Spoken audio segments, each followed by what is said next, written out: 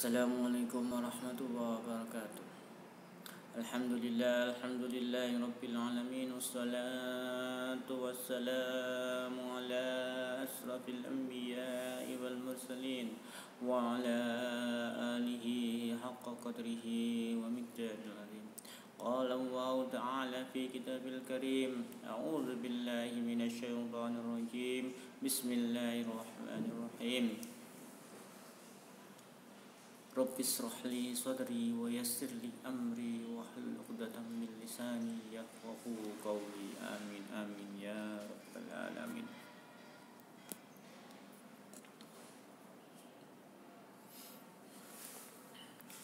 Pertama-tama marilah kita panjatkan puja dan puji syukur kehadirat Allah, yang mana pada hari ini kita diberi kesehatan oleh Allah, diberi kenikmatan oleh Allah, terbebas dari penyakit COVID-19.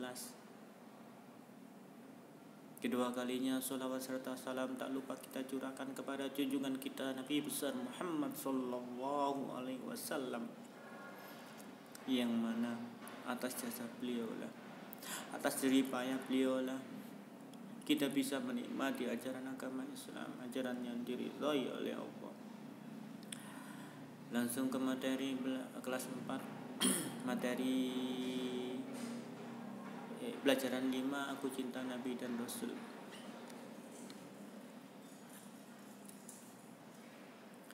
Kisah keteladanan Nabi Ayub.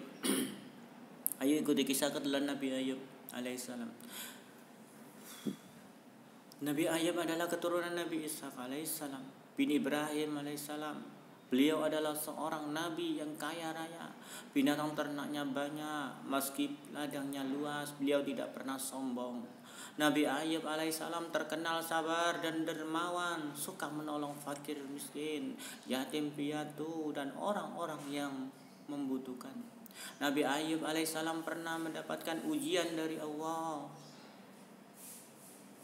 Hartanya yang sangat banyak, hari demi hari berkurang, sehingga ia jatuh miskin.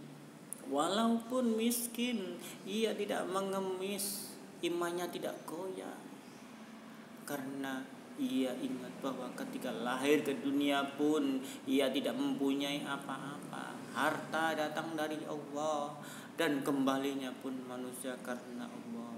Karena imannya kuat, setan tak mampu menggodanya. Kaya atau miskin merupakan ujian bagi manusia. Lihat firman Allah berikut ini. Bismillahirrahmanirrahim. Wa nabluukum bis-sarri wal khairi fitnah wa ilaina turja'un. Yang artinya kami akan menguji kamu dengan keburukan dan kebaikan sebagaimana cobaan yang sebenar-benarnya, dan hanya kepada kamilah kamu dikembalikan. Keburukan itu ujian, yang sebenar-benarnya ujian adalah kebaikan. Karena orang yang diuji dengan keburukan kebanyakan ingat kepada Allah. Innalillahi wa inna ilaihi rajiun. Diuji dengan keburukan, ingat. Kalau diuji dengan kebaikan, mendapat uang yang banyak, mendapatkan persenan yang banyak, kadang orang itu lupa. Jadi ini yang namanya ujian sebenarnya adalah ujian yang kenikmatan. Nabi Ayub alaihissalam ketika kaya raya atau ketika miskin senantiasa taat kepada Allah, selalu bersyukur. Bahkan ketika ia jatuh miskin, harta yang ada selalu ia sedekahkan. Ia yakin bahwa orang miskin yang bersedekah lebih mulia di sisi Allah. Sebaiknya orang yang kaya, yang kikir adalah yang paling hina di sisi Allah. Kemudian Nabi Ayub diuji dengan penyakit bisul, panas, gatal, penyakit kulit, kudikan, sampai melepuh semuanya. Kulit tidak lihat kulit, kulit kelihatan bernanah semuanya, sampai mengeluarkan set.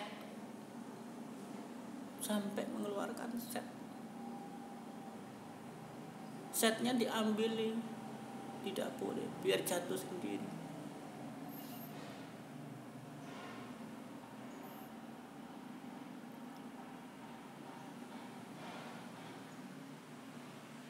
Sehingga orang-orang kampung menjauhinya, bahkan mereka membuang Nabi Ayub alaihissalam ke padang pasir yang jauh dari keramaian, jauh dari penduduk, karena takut tertular penyakit.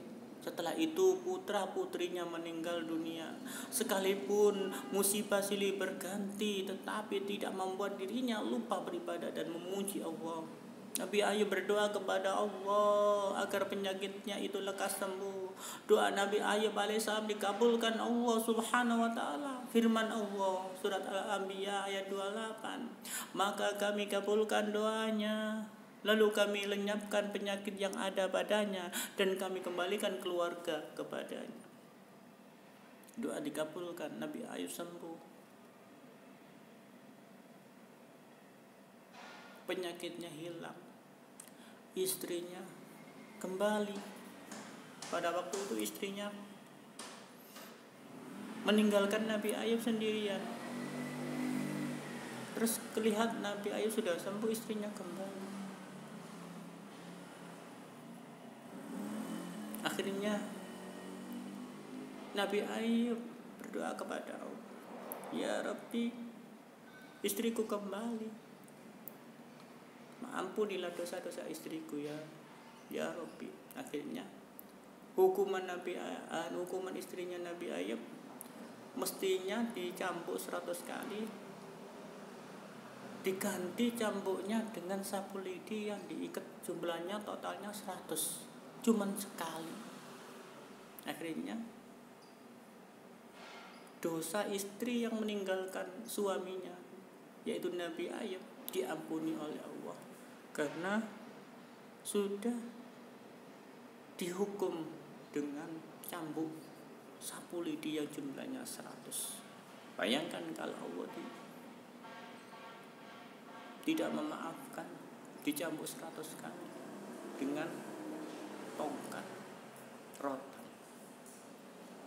Tapi Allah maaf, mengabulkan doa Nabi Ayub.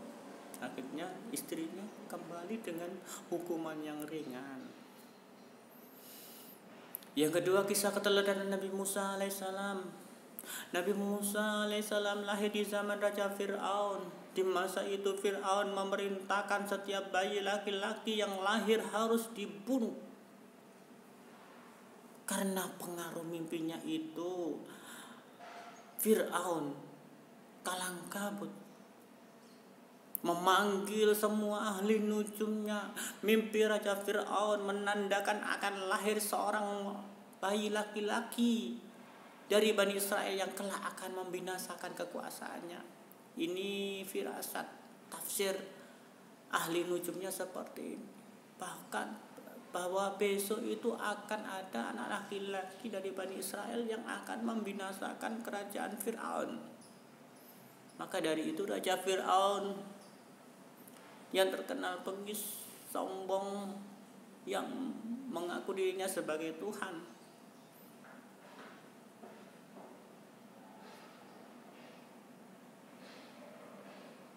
memerintahkan semua bayi laki-laki yang lahir di Mesir, disuruh memburu semua tanpa terkecuali. Tidak ada yang tersisa sama sekali. Allah subhanahu wa ta'ala melindungi Nabi Musa alaihissalam dengan menurunkan ilham kepada ibu Musa alaihissalam agar anaknya Musa dimasukkan ke dalam peti, kemudian dihanyutkan ke dalam sungai Nil. Bayi Musa pun diselamatkan oleh seorang wanita bernama Aisyah, yang mana Asia ini adalah istri Fir'aun. Melihat anak Fir'aun Melihat anak itu Fir'aun marah. Akan tetapi dengan bujuknya, dengan bujuk rayu Asia, Fir'aun luluh hatinya. Ia tidak jadi membunuh Musa kecil. Bayi Musa tidak jadi dibunuh karena kena rayuan Asia yang sangat dicintainya. Suatu ketika Musa kecil menangis karena kehausan. Asia memerintahkan pengawalnya untuk mencari ibu yang dapat menyusui bayi itu. Maka berdatanglah wanita-wanita yang ingin menyusui bayi Musa alaihissalam. Namun setiap kali ada wanita yang hendak memberinya susu, bayi Musa tidak mau. Ia tetap menangis terus sampai ketemu ibunya yang asli. Hingga akhirnya datang seorang wanita bernama Yukapat. Wanita ini menggendong dan menyusuinya. Seketika itu juga Musa kecil terdiam dan berhenti menangis. Minum asinya ibunya sendiri bernama Yukapat sampai tertidur nyenyak. Mereka tidak mengetahui ternyata Yukapat adalah ibu Musa sendiri. Tidak tahu. Kalau andaikan tahu mungkin tidak boleh. Selanjutnya Asia meminta agar Yukapat tinggal di lingkungan istana yang sangat megah, yang sangat besar, untuk mengasuh Musa kecil di lingkungan istana. Yukapat pun bersedia dengan senang hati, dan dengan senang hati mengasuh anaknya sendiri di lingkungan istana Fir'aun. Pertama Nabi Musa suka menolong. Kebaikan pertama Nabi Musa itu suka menolong. Suatu ketika seorang laki-laki bergegas datang kepada Musa alaihissalam dan berkata, "Hai Musa, sesungguhnya pembesar sedang berunding untuk membunuhmu. Keluarlah dari kota ini Musa. Itulah nasihatku kepadamu." Musa alaihissalam mengikuti nasihat orang itu. Maka keluarlah ia dengan perasaan khawatir seraya berdoa, "Ya Tuhanku, ya Rabbi, yang maha kuasa, yang maha pengasih, lagi maha penyayang. Bebaskan aku dari cengkraman kaum Fir'aun yang aniaya." Itu doa Nabi Musa kepada Allah. Sesampainya di negeri Madian, ia menjumpai sekumpulan orang yang sedang memberikan minum kepada ternaknya. Di antara mereka ada 2 orang gadis yang sedang menambatkan ternaknya. Musa alaihissalam menyapa, "Mengapa tidak ikut bersama mereka mengambil air, wahai gadis?" Kedua gadis itu menjawab, "Kami tidak dapat mengambil air kecuali sesudah orang-orang itu telah selesai mengambilnya. Dan karena kami juga tidak kuat berebut dan berdesak-desakan dengan orang banyak itu. Bapak kami sudah tua, karena itu pula tidak sanggup datang kemari untuk mengambil air." Seketika itu juga Musa alaihissalam menolong kedua gadis itu untuk memberikan minum kepada ternak mereka. Setelah menolong, Musa alaihissalam berteduh di bawah pohon seraya berdoa, "Ya Tuhanku, ya Rabbi, sesungguhnya aku membutuhkan kebaikan yang Engkau turunkan kepadaku." Kedua gadis ini yang ditolong Musa alaihissalam pun pulang ke rumahnya dan menceritakan kepada ayah mereka bahwa telah ditolong seorang yang berhati mulia. Salah seorang dari gadis ini tuh berkata, "Ya ayahku, ya ayahku, ya ayahku, ambillah ia Musa sebagai orang yang bekerja kepada kita. Kelihatannya ia orang yang kuat dan dapat dipercaya."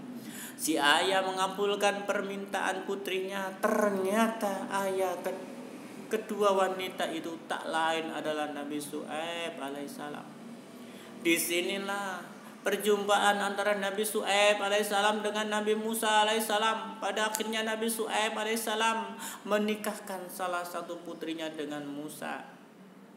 Yang kedua, Nabi Musa menghadapi Fir'aun. Nabi Musa alaihissalam telah diberi Tuhan telah diberi Allah mukjizat yang sangat besar, yaitu tongkat yang dapat dijadikan ular, dipukulkan ke bumi menjadi ular yang sangat besar yang memakan ular-ular kecil, ular-ular sihirnya, tukang tenunnya Fir'aun. Tangan Musa alaihissalam dapat mengeluarkan cahaya dan menjadi pelindung baginya dari ketakutan. Kedua mukjizat inilah yang dijadikan Musa alaihissalam untuk melawan Fir'aun bersama tukang sihirnya. Kedatangan Nabi Musa alaihissalam di Mesir membuat Fir'aun marah dan menuduhnya Musa alaihissalam sebagai tukang sihir yang hendak mengusir Fir'aun dari negeri itu. Musa alaihissalam telah mengingatkan Fir'aun, janganlah kamu membuat dusta, nanti kamu dibinasakan dan mendapatkan siksa Allah. Fir'aun dan tukang sihir tetap saja melawan dan menentang Musa. Akhirnya Musa alaihissalam meladeni dan berkata, kalau begitu kumpulkan semua tukang sihirmu dan tukang tenunmu. Datanglah beramai-ramai di lapangan yang sangat terbuka. Kita berjumpa di sana. Di hari perjumpaan itu tukang sihir Fir'aun berkata, ya Musa, lemparkan tongkatmu lebih dahulu, atau kami yang akan mulai lebih dahulu. Sahut Musa, kamulah lebih dahulu. Lalu tukang sihir itu melemparkan tali-tali tongkat-tongkat yang kemudian berubah menjadi ular menjalar mengelilingi Nabi Musa alaihissalam. Di saat itu Allah berfirman, wa bismillahirrahmanirrahim wa alqi ma fi yaminika talqaf ma sana'u innama sana'u kaidu sahir wa la yuflihu sahiru haitsu ata, yang artinya, dan lemparkan apa yang ada di tangan kananmu wahai Musa, niscaya ia akan menelan apa yang mereka perbuat. Sesungguhnya apa yang mereka perbuat itu adalah tipu daya tukang sihir belaka, dan tidak akan menang tukang sihir itu dari mana saja ia datangnya. Surat Thaha ayat 69. Nabi Musa alaihissalam mengikuti perintah Allah subhanahu wa ta'ala. Kemudian ia melemparkan tongkatnya. Seketika itu jadilah ular besar merayap sambil memakan ular-ular tukang sihir Fir'aun itu. Kejadian ini membuat sebagian tukang sihir mengaku kalah dan bersujud kepada Tuhannya, mengakui Tuhannya itu Allah, termasuk Siti Asia, istrinya Fir'aun, beriman kepada Allah, mengakui Tuhannya Musa.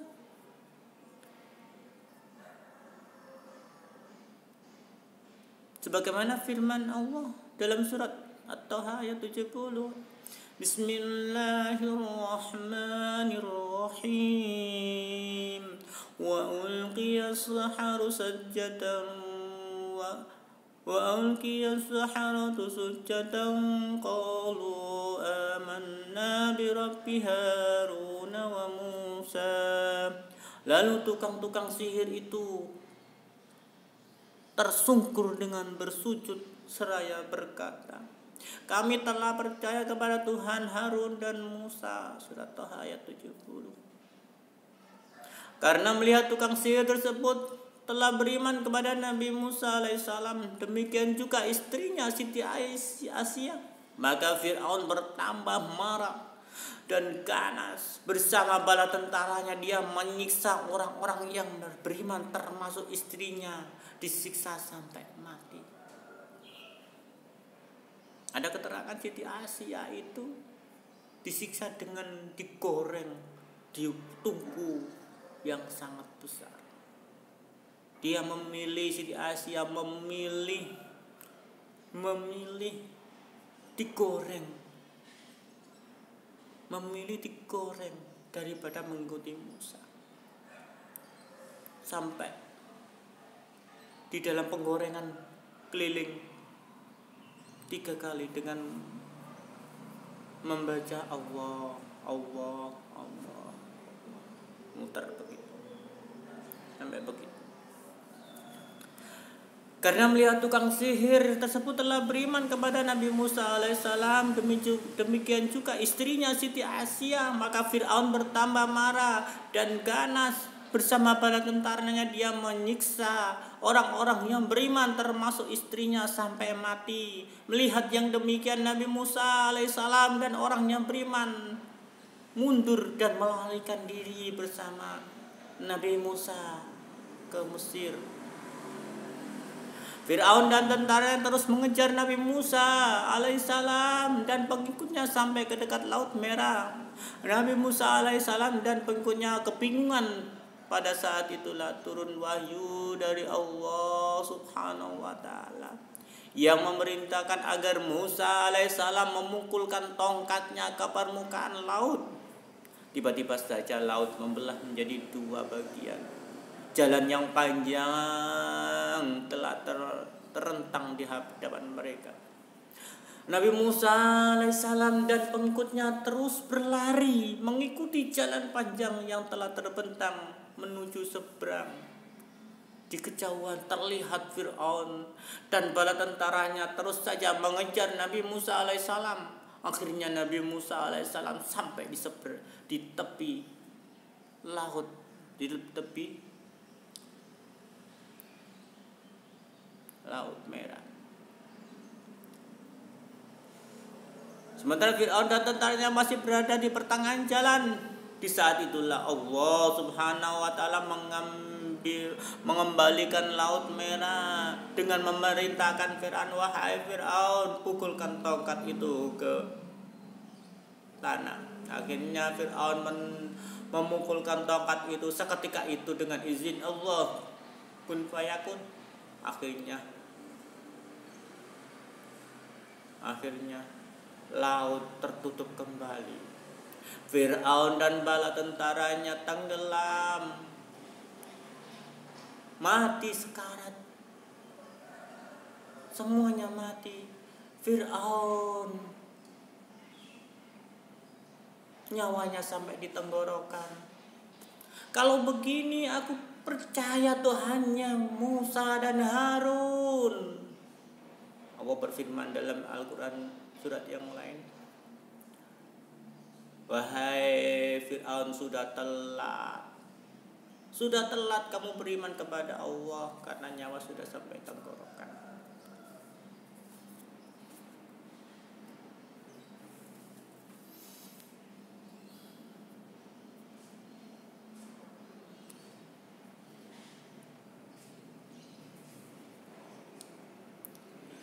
Yang kisah keteladanan Nabi Harun alaihissalam. Nabi Harun alaihissalam adalah kakak kandung Nabi Musa. Tutur katanya fasih, perilakunya santun, dan kesetiaannya kepada Nabi Musa sangat besar. Nabi Harun selalu mendampingi Musa ketika menemui Fir'aun. Kesetiaan Nabi Harun alaihissalam diabadikan di dalam Al-Quran. Dalam surat At-Taha ayat 47. Bismillahirrahmanirrahim. Fa'tiyahu faqula inna rasula rabbika fa'arsil ma'ana bani Israila wa la tu'azzibahum qad ji'naka bi ayatin min rabbik wassalamu ala man ittaba'al huda, yang artinya, maka datanglah kamu berdua kepada Fir'aun dan katakanlah, sungguh kami berdua adalah utusan Tuhanmu, maka lepaskanlah Bani Israel bersama kami dan janganlah engkau menyiksa mereka. Sungguh kami telah datang kepadamu dengan membawa bukti atas kerasulan kami. dari Tuhanmu, dan keselamatan itu dilimpahkan kepada orang yang mengikuti petunjuk. Nabi Musa alaihissalam dan Nabi Harun alaihissalam selalu membela orang yang tertindas. Kaum Bani Israel yang tertindas berhasil mereka selamatkan. Nabi Musa meninggalkan Bani Israel selama 40 hari untuk menemui Tuhan di puncak Gunung Sinai. Nabi Musa meninggalkan Bani Israel selama 40 hari berhalwat menyendiri di Gunung Sinai untuk mendekatkan diri kepada Allah, untuk menemui Tuhannya di puncak Gunung Sinai, sampai turunnya kitab Taurat di Gunung Sinai.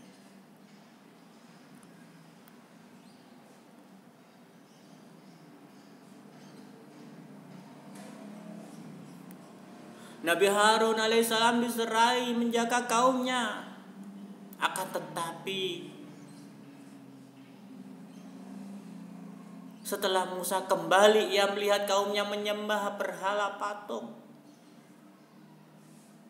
pedet yang terbuat dari emas, yang diambil dari teracaknya, atau apa namanya teracak itu, jejak malaikat Jibril menginjak bumi, diambil oleh Musa Samiri untuk dicampurkan dengan emas, dibuatkan pedet dari emas yang ada campuran jejak malaikat Jibril. Supaya apa? Supaya bisa berbicara. Pedet emas itu tadi yang dibuat dari jejak malaikat Jibril yang diambil oleh Musa Samiri,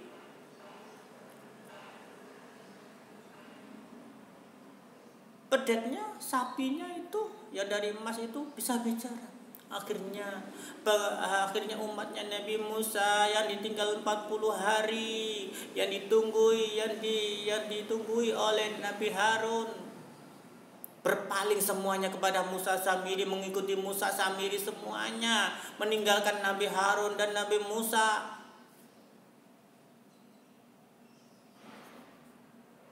Nabi Musa datang kaget. Kenapa umatku mengikuti Musa Samiri semuanya, menyembah patung semuanya, menyembah berhala semuanya, menyembah pedet semuanya, menyembah sapi yang dari emas yang dapat bicara. Musa pun marah.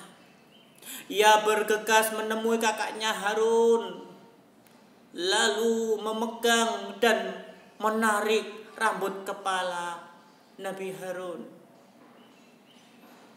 Harun berkata, "Wahai anak ibuku, kaum itu telah menganggapku lemah dan hampir saja mereka membunuhku. Janganlah engkau permalukan aku di depan orang-orang, dan jangan engkau jadikan aku sebagai orang yang zalim." Musa alaihissalam sadar dan merasa bersalah, lalu berdoa kepada Allah di dalam surat Al-A'raf ayat 151. Bismillahirrahmanirrahim. Qala rabbi ighfirli wa li akhi wa adkhilna fi rahmatik wa anta arhamur rahimin, yang artinya, ya Tuhanku, ampunilah aku dan saudaraku, dan masukkanlah kami ke dalam rahmat Engkau, dan Engkau adalah Maha Penyayang dari semua penyayang. Surat Al-A'raf 151. Kisah keteladanan Nabi Zulkifli alaihissalam. Nabi Zulkifli alaihissalam nama aslinya adalah Bashar Nabi Zulkifli didapatkan ketika seorang raja bernama Ilyasa, Nabi Ilyasa mengumpulkan rakyatnya. Raja itu bertanya, siapa yang sanggup berlaku sabar jika siang berpuasa, jika malam beribadah, maka ia akan diangkat menjadi seorang raja. Enak ya. Sayembaranya cuma seperti itu, tapi berat. Siapa yang mampu? Siang berpuasa, malam beribadah. Sepertiga malam beribadah. Akhirnya tak seorang pun yang berani menyatakan kesanggupannya. Akhirnya anak muda bernama Bashar, yang tidak lain Zulkifli, Nabi Zulkifli,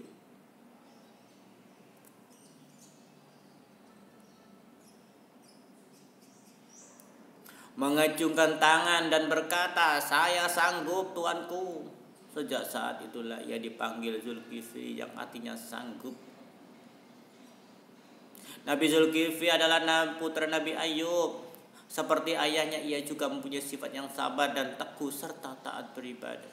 Nabi Zulkifli kemudian diangkat menjadi seorang raja. Pada masa kepemimpinannya, ia berjanji kepada rakyatnya untuk menjadi hakim yang sangat adil. Di waktu malam ia beribadah, dan di waktu siang ia berpuasa. Ia melakukan sholat 100 kali dalam sehari. Sholat 100 kali sehari. Kita aja sholat 5 waktu. Berat. Ini sholat 100 kali. Umat Nabi Muhammad diperintahkan sholat 50 kali, ditawar sampai menjadi 5 kali. Ini Nabi Zulkifli sholat 100 kali.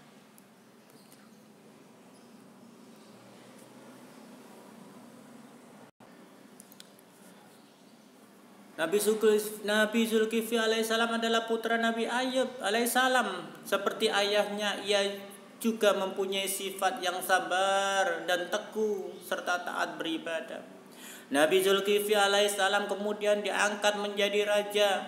Pada masa kepemimpinannya, ia berjanji kepada rakyatnya untuk menjadi hakim yang adil. Di waktu malam ia beribadah, di waktu siang ia berpuasa. Ia melakukan sholat 100 kali dalam sehari. Tidurnya di waktu malam hanya sebentar saja. Dalam Al-Quran Allah berfirman, Bismillahirrahmanirrahim. Wa Ismail wa Idris wa Zulkifli kullu minas sabirin wa adkhalnahum fi rahmatina innahum minas salihin. Dan ingatlah kisah Ismail, kisah Idris, kisah Zulkifli. Semua mereka termasuk orang-orang yang sabar. Kami telah memasukkan mereka ke dalam rahmat kami. Sesungguhnya mereka termasuk orang-orang yang soleh.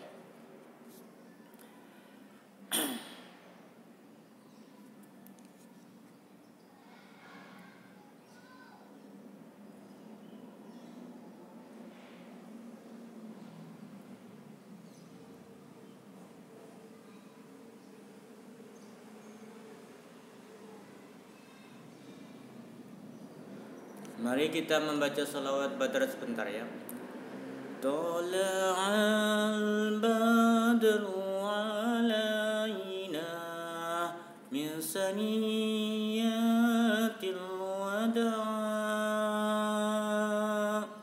wajabas sukru alaina mada'a lillahi ayyuhal mab'usu fina ji'ta bil amril muta'.